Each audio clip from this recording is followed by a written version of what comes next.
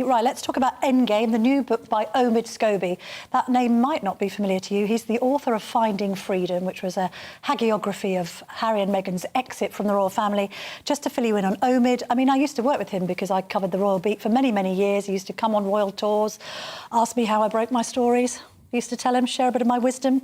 And now he is basically in the habit of turning over the royal family in any way he can, seemingly on behalf of the Sussexes, although they insist that they don't brief him at all and that they have no contact with him and they couldn't possibly comment on some of the allegations in this book, which include that Harry is willing to forget the royal row, but Meghan refuses, that Meghan ran Scobie when he was being harassed online.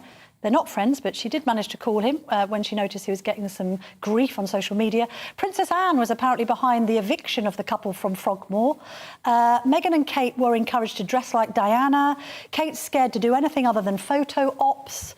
Also takes aim at the king, as we would imagine. He's often envious of his son's popularity, said to have used Harry's teenage drug troubles to improve his own image.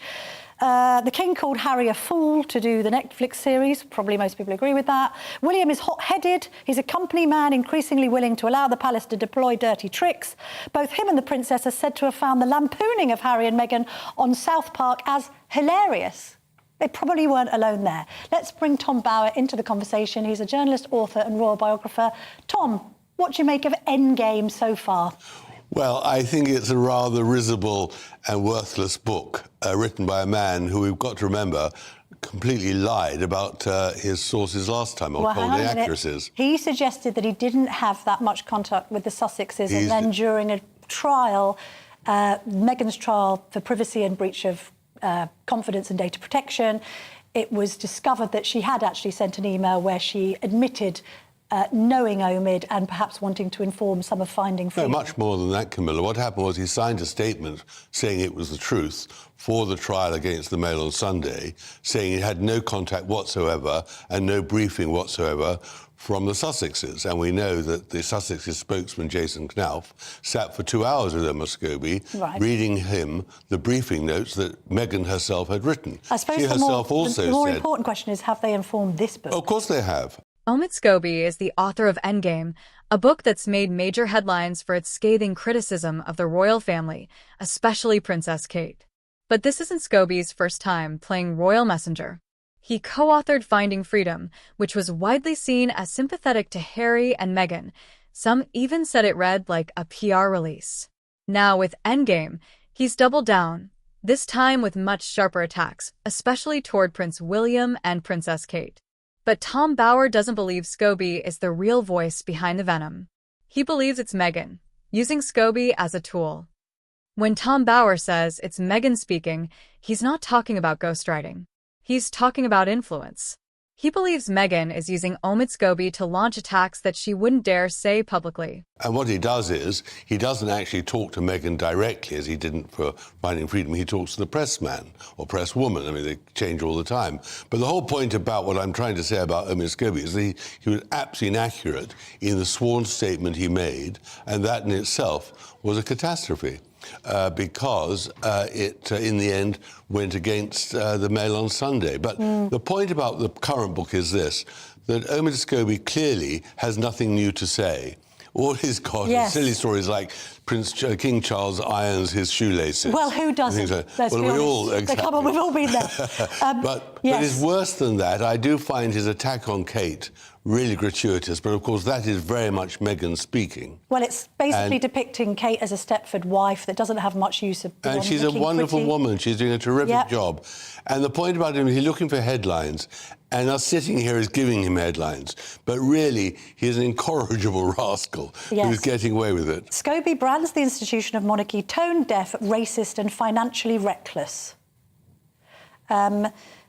Although a review has commented, this is quite interesting, Harry and Meghan emerged glowing with goodness like extras from a Ready Brek ad. The Independent gave it 3 out of 5 stars and said that Scobie was unfailingly sympathetic to the Sussexes. He does not hold them accountable for anything. This is the problem. Where's the accountability? Is it everybody else's fault, or might the couple have at times been at fault? But it's not the trouble. The point is he is their spokesman. That's why we know. Unofficial. Well, quite official, because we know... Unpaid, apart from the proceeds of the book. Well, of course, but we know that from Finding Freedom, the statement he signed, which was untrue, inaccurate, whatever you want to call it. Again, he's saying he's had no help. Why would he be praising the Sussexes other than being as their cheerleader? And this is the really important part about this book. It shows the Sussexes are continuing their war. They are all the time looking for a way to needle and to discomfort and to destabilise the royal family because it's in their financial and professional interest. Think of it this way. Meghan stays silent. Scobie publishes something nasty. Meghan doesn't take the hit, Scobie does. But the message? The damage? It lands. Bauer says this tactic is shameful. He's calling it a calculated strategy to undermine the royal family while pretending to be above it all. One of the main people under fire in Endgame is Princess Kate. The book paints her as cold, distant, and borderline hostile toward Meghan. According to Bauer, these portrayals aren't just unfair, they're vicious character assassinations. He says Kate is being dragged through the mud in order to generate sympathy for Meghan, and Scobie is the one carrying out the dirty work. And that is really where the sin of this book is, that actually the attack on the royal family is Meghan and Harry talking in their anger that they can't actually make any headway in California, in America, with their careers, other than by rubbishing the royal family who tried their hardest to make them feel at home and all the rest of it. And so I think what Scobie's doing is quite shameful, but on the other hand, what I think Meghan and Harry have done is quite shameful, so they're in the same boat. I mean, he's got his shtick, he's doing his thing, he's making money from it.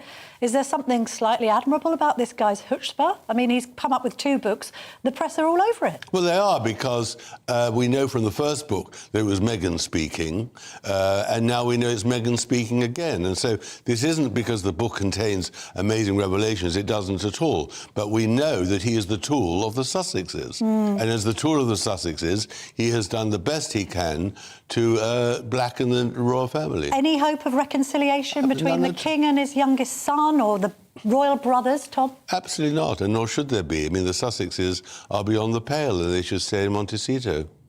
Doesn't particularly help the king's image, though, to be estranged from his son, and indeed his grandchildren. Scobie isn't going to write the 3rd book. I mean, he's busted it now. He's said all he can. Do you reckon? Absolutely. Well, he's got nothing more. He's got nothing new to say in this book. Might Meghan write a book? I mean, yes. Interestingly, Scobie's boasting about knowing who the so-called royal racists are, plural, but he won't name them for legal reasons. Isn't the biggest danger that Meghan pens her own autobiography, blows the whole thing to pieces? Well, I described in my own book on Meghan who the 2 people were, and there's no legal reason why he can't reveal it. It's just that he's too scared to do it. But the truth is in my book about that. But I do believe that Meghan is writing her book. Right. I do believe that will eventually come out. That's how that will be their meal ticket when the Netflix money goes. And that'll be a huge sensation, because Meghan has, what she says will be damning of the royal family, very difficult. And that's why I've always felt that King Charles and the Cambridges have not handled this properly. They should be much more on the front foot. They should actually condemn the lies and the rest that are put out in these sort of books. Tom Bauer, thank you very much, as ever, for your intriguing analysis of this latest book from Omid. It's personal, it's strategic, and according to Bauer, it's disgraceful. This isn't just about bad press. It's about media warfare. Tom Bauer is warning that Meghan and Harry are playing a dangerous game, using the press to settle old scores while pretending to be victims of media intrusion. And Omid Scobie? He's either complicit or being used. Either way, the damage is being done. The royal family is being slandered in bestsellers, and the Sussexes get to keep their hands clean. Or at least try to. So here's the bottom line. Tom Bauer isn't just calling out Omid Scobie. He's calling out the entire Sussex media machine. And whether you agree or not, you have to admit it makes sense. Meghan has always been image conscious. Harry's stuck in memoir mode. And Scobie? He's the perfect frontman for a coordinated PR campaign. The real question now is, how long will the public fall for it? And how long can the royal families stay silent while they're under constant attack?